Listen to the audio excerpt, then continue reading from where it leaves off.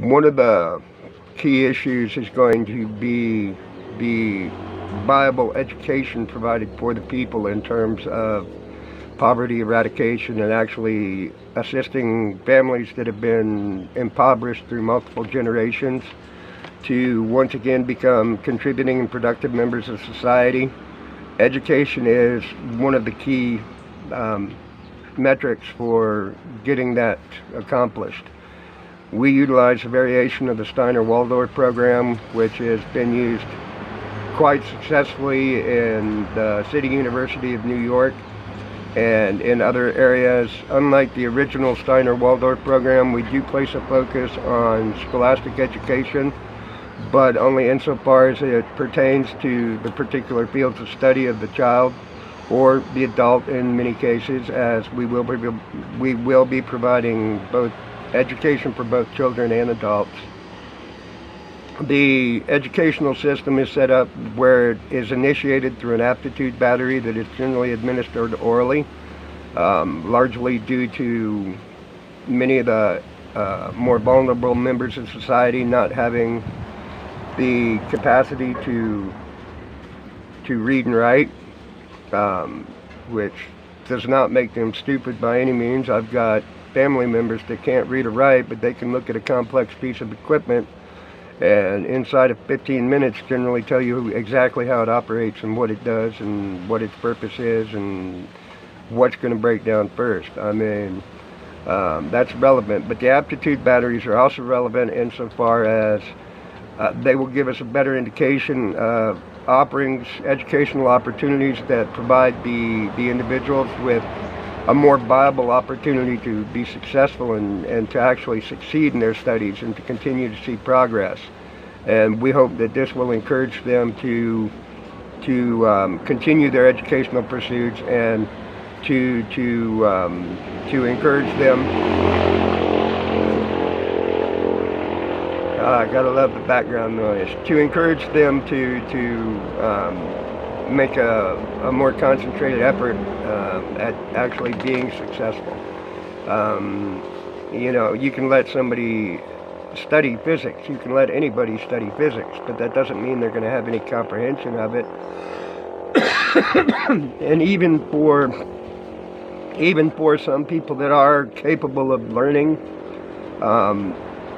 the underlying principles of physics, even quantum theory, string theory, the practical application is not always readily available.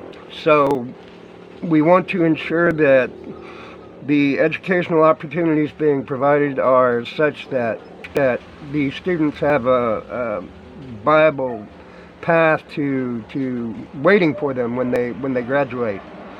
As part of the educational offerings, we will be offering vocational and technical trainings in many of the commercial facilities. Again, you go back to Price's Law, and you go back to years going back to the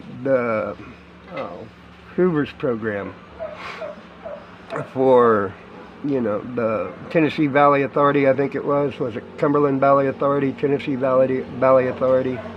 You go back to those programs, and that's where the studies originated. But you can utilize generally 12 to 15% of your workforce and have it comprised of people with limited or no skills, virtually no skills, without any major detriment to production levels.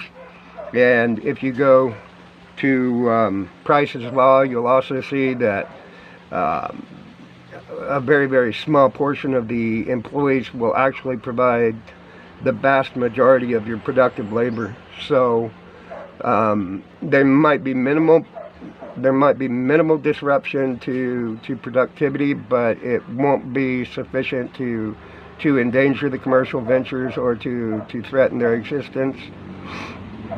Another interesting fact about the educational opportunities is that, again, given Philippine laws that are ideally suited for what we are working to accomplish, the organizational structure of the Philippine government, which is ideally suited to what we are trying to accomplish, the fair trade practices require that we provide everybody an equal opportunity to attend the educational institutions.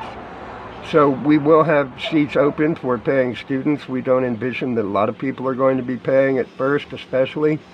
Primarily because the school will be relatively unknown and there won't be a high demand, but once the quality of education and the accreditation is more fully understood, and the accreditation process is completed, so it is fully accredited, we do foresee some kind of upsurge there, and the solution that we've come up with is to provide a set cost for the educational offerings based on the standard going rates in the Philippines. However, we will be providing paid grants for a large number of the students for everything from partial grants, though in the early phases they'll primarily be full grants for anyone whose family has a history of dependence on the Department of Social Welfare and Development or other government assistance programs. And by doing it that way, we can still provide a free educational opportunity for the more vulnerable members of society without contravening Philippine law and without raising any hackles, as it were. We do not wish to do that. Again, the organizational structure of the Philippine government, as odd as it may sound in some of the industrialized nations, is ideally established for the eradication of poverty and the implementation of large-scale programs that provide a very real and tangible benefit to the people. So if you have any more questions about the educational programs or anything else that we're doing, or even if you'd like to know about the commercial investment opportunities that we have that we are trying to accomplish to fund this, then please, by all means, let us know. Thank you. Please like, share, subscribe, and comment below.